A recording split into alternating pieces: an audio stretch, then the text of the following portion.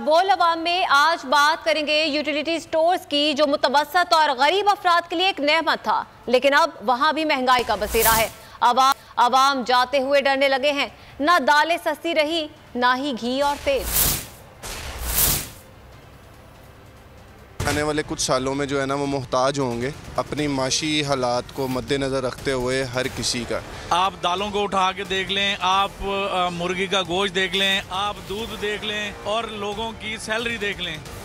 महंगाई की चक्की में पिसे अवाम के लिए रिलीफ नहीं बल्कि तकलीफ। यूटिलिटी स्टोर्स पर सभी सामान महंगा मिलने लगा। महंगाई के जिन ने यूटिलिटी स्टोर्स पर भी हमला कर दिया। सस्ती दालें भी महंगी मिलने लगी। मुख्तलिफ ब्रांड्स के घी और ऑयल भी सस्ता दस्तयाब नहीं।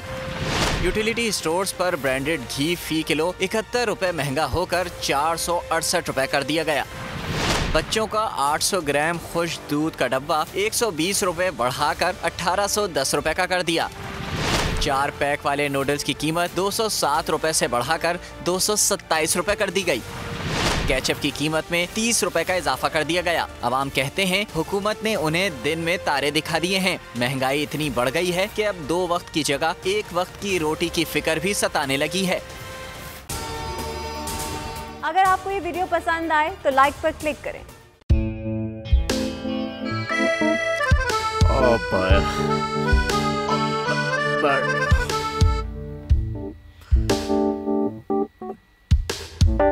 इंतशार से निकलने का वाहिद हल इंतखाबात हैं।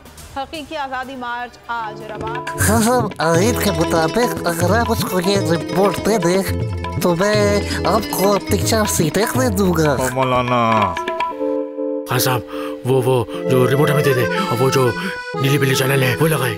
जाओ शबाज।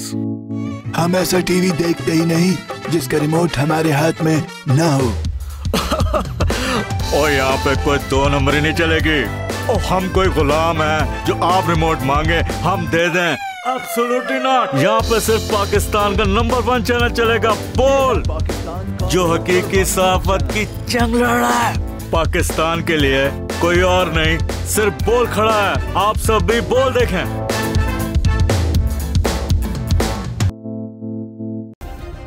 सब्सक्राइब करें और बेल दबाएं ताकि कोई खबर रह न जाए।